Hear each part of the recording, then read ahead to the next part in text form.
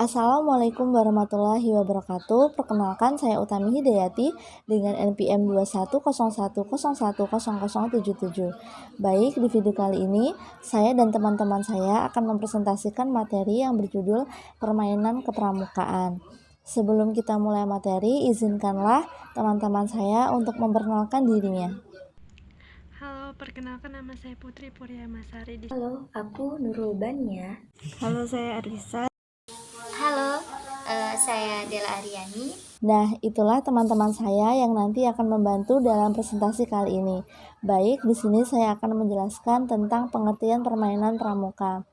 Permainan kepramukaan merupakan salah satu kegiatan dalam pramuka yang dimana biasanya permainan ini dilakukan mengikuti arah permainan atau rules of the games. Permainan pramuka juga bermakna dalam meningkatkan karakter peserta didik. Tidak hanya itu, permainan pramuka tidak hanya sebagai ajang hiburan teman-teman, melainkan permainan pramuka juga sebagai ajang meningkatkan kesetiakawanan antar anggota, kerjasama tim, dan peningkatan jati diri anggota lain. Jadi, dalam pramuka juga tidak hanya latihan fisik, tidak hanya latihan baris berbaris, tetapi dalam pramuka juga ada hiburannya dengan adanya permainan tersebut. Saya akan menjelaskan tentang permainan pendidikan. Tujuannya adalah agar seluruh peserta didik bisa berkenalan lebih dekat, baik fisik maupun sifat-sifat mereka, sekaligus melatih mereka dalam bekerja sama dalam berkelompok, serta menumbuhkan minat belajar anak melalui permainan yang membuat anak senang serta mudah memahami materi. Di sini saya akan menjelaskan tentang pelaksanaan permainan pendidikan. Nah, yang pertama, permainan pendidikan dilaksanakan dengan baik.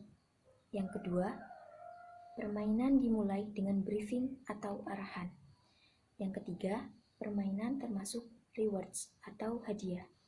Dan yang terakhir, pelaksanaan permainan harus tetap termonitor dan aman. Di sini saya akan menjelaskan tentang hal-hal yang perlu diperhatikan dalam permainan pendidikan kepramukaan. Yang pertama, permainan itu harus mengandung unsur kesehatan.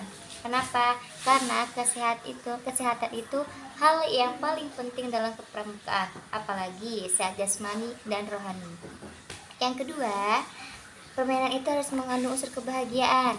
Nah, kenapa? Karena biasanya anak-anak di dalam kelas itu satu minggu full itu belajar dengan serius, tegang, dan lain sebagainya. Makanya di kepramukaan itu mereka itu tuh harus happy.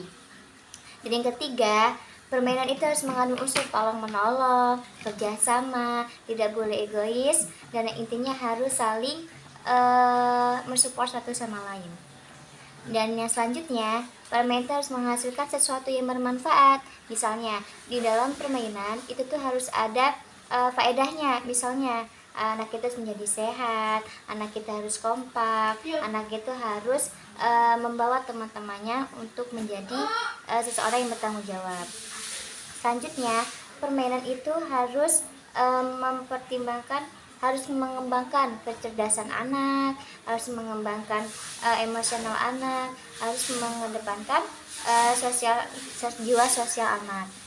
Dan intinya permainan itu anak tidak boleh bersifat egois seperti itu. Di sini saya akan presentasi mengenai permainan pendidikan. Permainan sudah sejak lama digunakan sebagai media untuk melatih kecerdasan, baik kecerdasan intelektual, emosional, maupun sosial.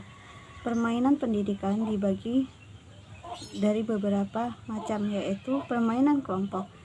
Permainan kelompok adalah anak belajar bermain untuk nama kelompoknya. Yang kedua, permainan ramai. Permainan ini kebiasaan anak dalam permainan. Para siaga diberi kesempatan untuk berbuat gaduh, tetapi mereka juga dapat diam bila diperlukan. Yang ketiga, permainan tenang. Permainan ini dimaksudkan untuk meningkatkan penguasaan diri. Yang keempat, permainan indera. Permainan ini anak harus betul-betul diam, mendengarkan sesama. Yang kelima, permainan untuk mencapai syarat SKU.